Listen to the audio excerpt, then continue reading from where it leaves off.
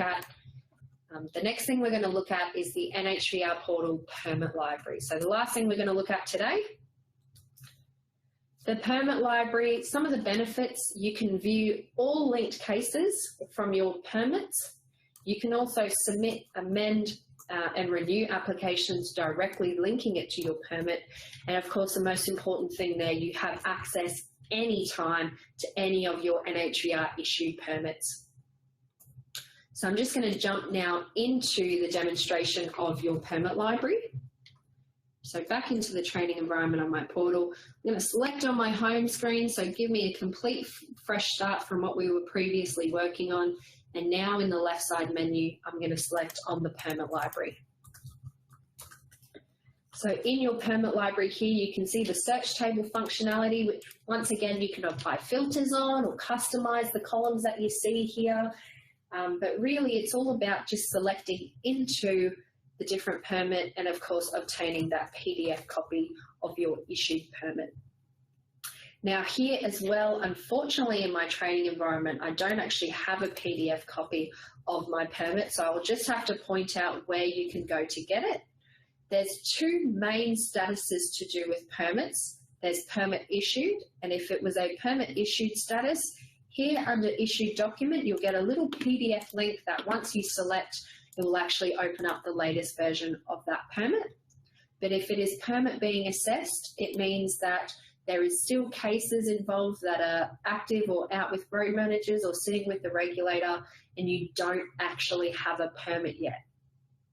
So I'm just going to select into one of these permits here just by selecting anywhere in that road. And I've entered into my permit, or what is sometimes called my permit container. So this is going to give me all of the details. Once again, over to the right side here under the overview, it will give me a PDF copy of the latest version of my permit, as long as my permit has been issued. So very quick access towards the top right of your page here. So where I've got my cursor, somewhere in that area is where you would be able to very easily pick up your PDF version of your permit. Now the last thing I really want to point out here is submitting amend and renewal applications directly from your permit. So if it's about adding and building on this approved network that you have, you really want to make sure that you are submitting amendment cases from your permit, and most importantly, renewal applications from your permit, because it is a very, very quick process. So it might seem like our 6-step application process is very detailed and very thorough, but why we do get all those details up front, we can actually start to really benefit and really shortcut the application process for future renewals and future amendments. So just coming across to the permit management tab, on the right side of your page here, you've got permit actions, which is a drop-down button. You can see here, apply for amendment, apply for renewal, apply for cancellation. So applying for an amendment, what you'll see here is a direct link to the permit container, and it will also shortcut the requirement to add in all of those vehicle details. Because the permit container knows all of the vehicle details, by submitting your amendment application, all you need to do is put in what type of amendment it is, and if you're adding some additional roads, you'll have to plot or retrieve Journey ID code and put that into the application. What I really would like to show you is the apply for renewal and how quick and speedy this renewal, submitting a renewal is from your permit. So I'm just going to select apply for renewal. It's going to ask me, am I sure? Yes. It is then going to take me to the 6-step process. Now, the little error message that I'm getting there is just because this permit is not yet up for renewal, so that's okay. I can still demonstrate how quick and easy the renewal application is from the permit library. So step 1, which used to be vehicle details, it's now permit details. We don't have to add in any vehicle details because it's already pulling from that permit. So step 2, travel details, just ensuring that the dates have updated, which the portal is smart enough to just request the next duration. So it's just about making sure those dates are accurate. Very easy. Step 3, you do not have to plot any of the routes that are within this permit because we've already got that detail plotted. So all it says there is, yep, nothing to do here. Step 4, attachments. Because it's a renewal, it's not very common that you have to resubmit any sort of weighbridge dockets or heavy vehicle inspections, but by all means, once again, any supporting documentation is always just a bonus, so you can attach anything here as a part of your renewal. Contacts, you also have the ability to update that contact person as always and add in any supporting comments. Once again, not too commonly required for renewals, just because we're processing exactly what we did last time, but by all means, if you need to add in any additional comments here, please do so. And the last step, step 6, is just that overall confirmation. And as long as you were within your 6-week period from your expiry, you could submit this renewal application. But I was very keen to show you just how quick it is. So just going back to my permit library now, back into my permit. So if I select on my routes tab here, I could actually have multiple cases, which means multiple routes within this permit. And most commonly for your class 2 PBS or HML, you really just have multiple cases to and from the approved network, which is sort of what I recommend for cranes as well. If you need crane access, really building up this one crane gets one permit with multiple routes. Okay, and what that means is, yes, you've done the hard yards up front, but when it comes time to submitting your renewal application, it's very, very simple, okay? And it's just one renewal application fee for everything that is existing within this permit container. Okay, I think that's all I really need to show you in regards to the permit library.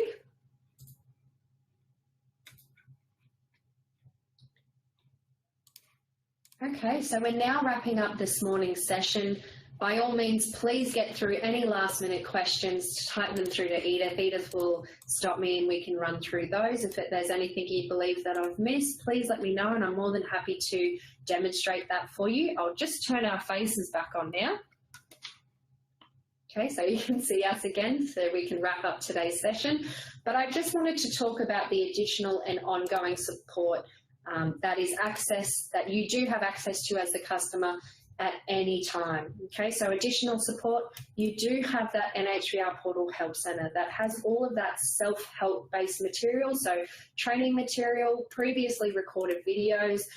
This video and this training session that we've done today will be available in the Help Centre, on the NHVR website, and also on the NHVR YouTube channel, so whatever's easiest for you to access. It will be up in the next few days, so as quickly as we can get it up online, we will. So any access to the previous recorded videos, support articles and FAQs. So that's all within the NHVR Portal Help Centre.